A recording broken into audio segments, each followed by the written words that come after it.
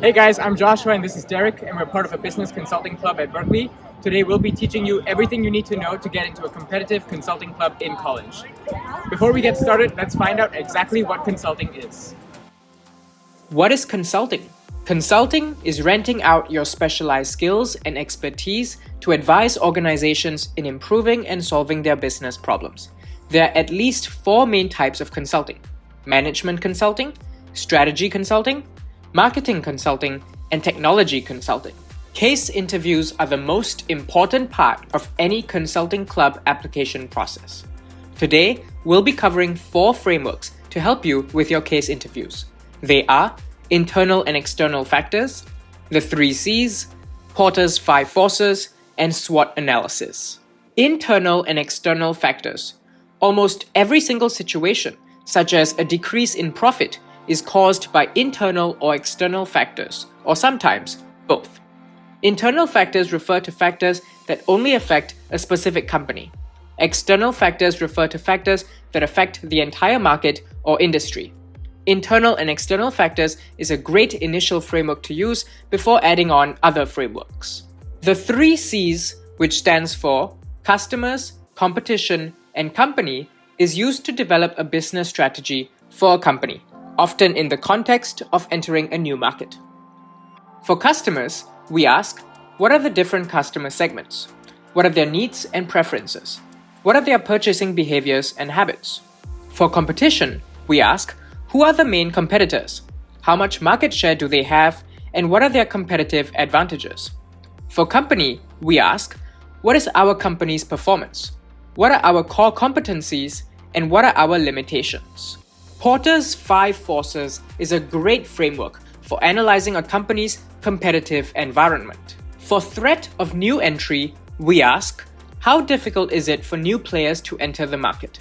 If the barriers to entry are high, then it is difficult for new players to enter the market and easier for existing players to maintain their market share.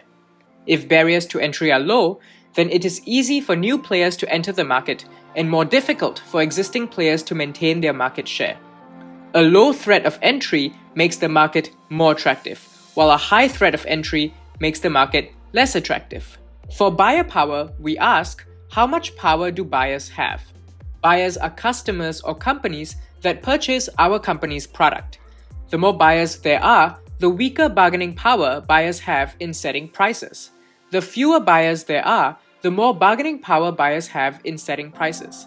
Therefore, high buyer power makes the industry less attractive, while low buyer power makes the industry more attractive. For substitution threat, we ask, how difficult is it for customers to find and use substitutes over our product? The availability of many substitutes makes the industry less attractive, while a lack of substitutes makes the industry more attractive.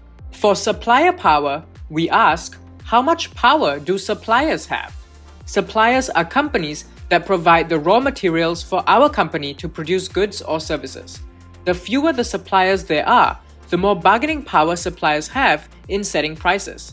The more suppliers there are, the weaker the bargaining power these suppliers have in setting prices. Therefore, high supplier power makes the industry less attractive, while low supplier power makes the industry more attractive. Lastly, for competitive rivalry, we ask, how competitive is the industry? The more competitive an industry is in terms of the number and strength of competitors, the less attractive the industry is. The less competitive an industry is, the more attractive the industry is. SWOT analysis, which stands for strengths, weaknesses, opportunities, and threats, is one of the most well-known frameworks. It is used to assess a company's strategic position. For strengths, we ask, what are our company's competitive advantages? For weaknesses, we ask, what are our company's limitations? For opportunities, we ask, what are the emerging market trends in the industry? And for threats, we ask, what are the major risks to our company? As we can see, the SWOT analysis also uses the internal and external factors framework.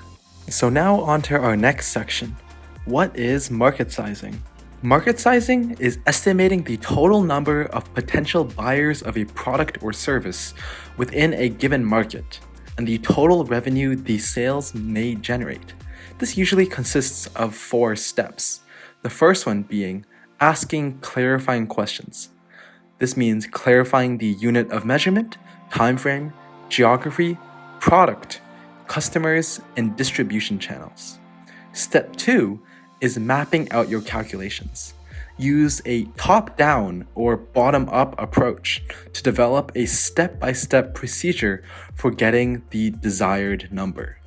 Step 3, round numbers and calculate. Make and state your assumptions, and then pick simple numbers to make your calculations easier. And step 4, a sense check of your results. Perform a quick sanity check to spot any wrong-looking numbers or calculation errors. Now, let's use these 4 steps to solve a sample market sizing question. Our question is, what is the market size for takeaway coffee in New York? Our first step is asking clarifying questions. Market sizing questions are usually ambiguous. Make sure you're calculating the right numbers before you start. This also buys you some thinking time. You could ask, do we want to calculate the number of cups sold per year, or how much money is spent by consumers on takeaway coffee? Or, can I confirm that we are only interested in takeaway coffee and that we should exclude coffees that are consumed inside coffee shops?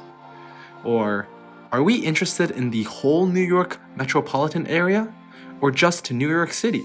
Our next step is to map out your calculations.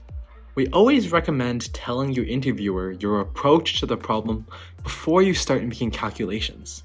You could lay out these 3 steps. Step 1. Calculate the number of takeaway cups per week for an average New Yorker. Step 2.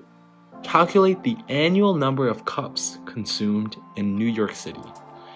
And step 3. Calculate the corresponding market size. Our next step is to round numbers and calculate.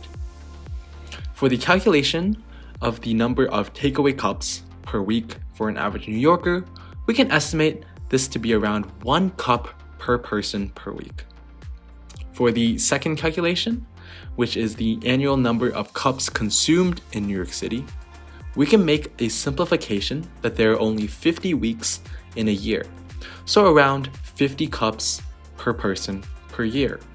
We can also estimate that New York City has around 8 million people.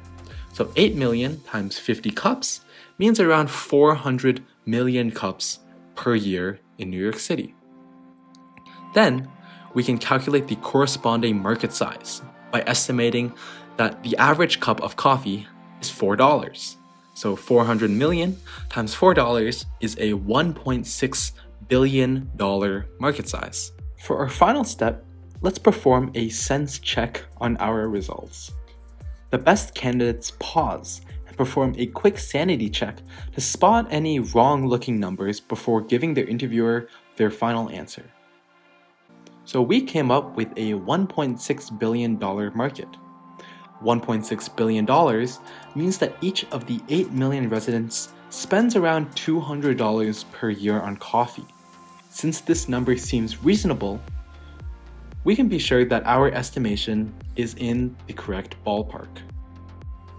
Thanks so much for watching, and I hope that you learned something really valuable here today that will hopefully get you into a competitive college consulting club.